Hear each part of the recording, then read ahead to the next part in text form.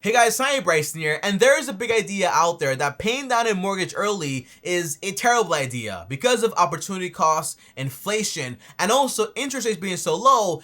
It's not necessary to go ahead and pay down a mortgage early. And because basically people don't like Dave Ramsey, they say, hey, everything Dave says is just fake news. You don't like it, I don't listen to it. However though, I thought the exact same way, okay? In reality, when I first heard about Dave Ramsey, someone told me, Tommy, you must not like Dave Ramsey. He would disagree with everything you're saying here. And I was like, what are you talking about? I don't even know who Dave Ramsey is. And then I found out, hey, well, Dave does disagree with everything I have to say. And I made a video saying, hey, I don't like Dave Ramsey, okay? However, though, one thing I learned from my mentors, okay, Warren Buffett, and also Charlie Munger, the one thing I learned is basically, you never ever want to argue a point when you don't know the person's side better than they know it. So I made it my mission to learn everything about Dave Ramsey and what he actually thinks, how he thinks, and why he thinks the way he thinks, okay? And that's how I figured out the basic, hey, maybe everything he says isn't just fake news, okay? That's the whole idea here. So today I'm gonna tell you exactly why paying off your mortgage early might not actually be a bad idea. And by the way, of course, it's not an opinion. I will dive into math, also the inflation stuff, also the investment stuff. I'll go over everything. This way you know exactly how things actually make sense and come together. Now, if you guys are new here, I post videos literally every single day, have been for the past 2.5 years or something like that. Crazy, I know, but that's my job here. So make sure to go ahead and subscribe to the channel and hit the bell so you're notified. And on top of that, also destroy, smash, do whatever you want with the like button. Don't worry, I won't tell anyone, okay? But overall, guys, the big example I see all the time when it comes to, hey, here's why you don't want to pay your mortgage early. The big thing is opportunity cost. Well, Tommy, if you spent all that money, you could have used that money to go out there and make more money. Tommy, the interest rate is so low. Well, after you take away inflation, it's only around like 2%. So why not just go ahead and go out there and earn more than 2%, and that way you make a massive profit, right? That's the big objection you hear all the time. However though, let's put this example into action. Let's say, for example, I bought a house, right? And this house costs around $300,000. To me, a lot of money if you ask me. And I'm gonna put this house on a 15-year mortgage. That way, I'm done with it a lot faster. On top of that, the interest rate at the current time was around 4%. So again, 300K, 4% over a 15-year period. How much do I pay every single month? The answer is around $2,219. However though, if I grab that same property and basically said, hey, instead of 15 years, let's do it in 30 years. This way I have a lot more time. Again, you know, inflation, opportunity cost, more investing, all this stuff. In reality, my mortgage would only be around $1,432. Now that means I have a difference of around $787 I get to keep in my pocket by not getting that 15-year mortgage. That is the entire idea there. Now tell me, okay, I get that now, I understand that, but where exactly are you going with this? Well, the truth is, guys, the argument we see all the time is basically, well, tell me, if I grab that $787, I can grab that money and invest it, for example, into index funds and get around 10% on average every single year. And now, by the way, that's not false, that's not fake, it's probably true, right? You can make that much money in index funds. I have been making that money for a while now, also in index funds. However, okay, $787 invested every single month over a 30-year period at a 10% return. How much money do you have at the end of that? The answer is you will have around $1.7 million. However, if you said no to that and you said, for example, hey, I'm just going to go ahead and pay my house off in 15 years, a lot earlier. So basically, you went ahead and paid $2,219 every single month for 15 years. And then once you were done with that, then you went ahead and caught up by saying, hey, I have all this free money now. I have my house, it's paid off. I'm gonna grab that money and invest it in full in the market, also into index funds, okay? That almost 2,000 plus money. However, how much money will you have then? Again, you're going to be investing $2,219, which is a lot more than you did when you were investing around $787. But the truth is that because compound interest needs time, although you will be investing almost 3 times the amount of money over a 15-year period, you will only have around $930,000 at the end of that same investment period. Again, 15 years, although you're investing almost 3 to 4 times the money. Now, you might say, Tommy, well, 30-year mortgage, I have 1.9 million. 15-year mortgage, I have 930K. Obviously, I want to get the 30-year mortgage. However, it does sound like that. The math does say that. But in reality, that is not everything you need to know. And that's why this example, although it makes it good, hey, mortgage, good, pay off early, bad, it leaves out a lot of things. And if you ask me, it's a little biased, okay? And that's why I never use this example, because it says, for example, hey, all you can do is pay the mortgage. You can't invest while you're paying the mortgage. In reality, that's not true, okay? Because in reality, even in Dave Ramsey's plan and also my plan, we always say, for example, hey, you want to be investing while you're paying off the mortgage early.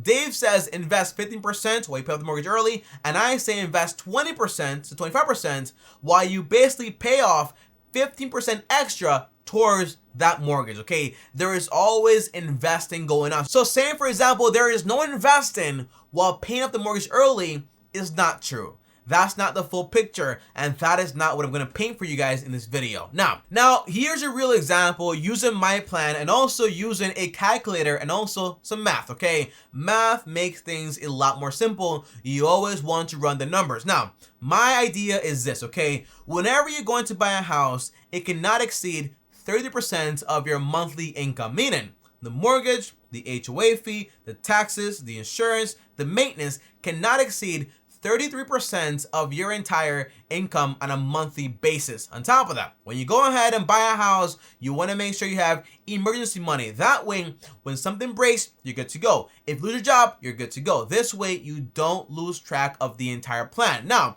obviously, if you start off with 100%, okay, and the house only costs you 30%, it means you still have a ton of money for expenses, for investing, and also for paying off the house early. And that's exactly what we're going to do with my plan, okay? The plan is you want to invest 20% if you're single and 25% if you have kids and you want to put, for example, 5% towards that 529 account for the college fund. I wish my mom did that, but she didn't. She didn't know. Don't blame her. On top of that, you want to pay extra around 15% towards that mortgage every single month.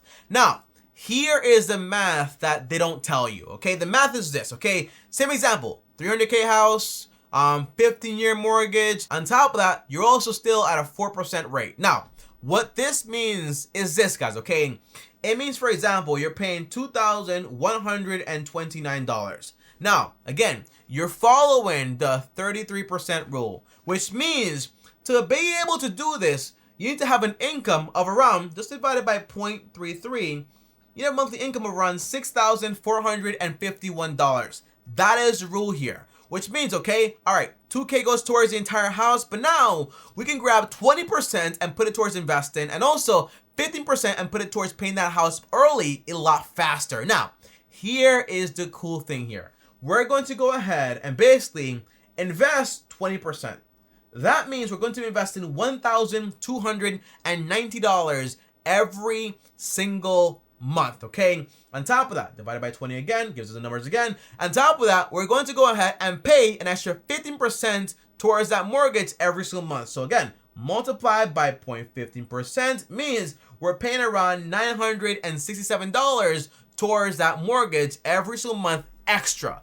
Now, what are the real results here? Well, the answer is this, guys. This means, for example, guys, okay, if you are investing that much money every single month, well, in reality, that adds up to around $16,137 every single year, which means over a 30-year period, you're going to have around $2.9 million invested, which basically means you have more than the 30-year mortgage or the 15-year mortgage earlier when you weren't investing the correct way. So 2.9 million and your house is paid off is still a pretty solid deal. But the answer is you gotta invest while you're paying off the house early. That's the core idea.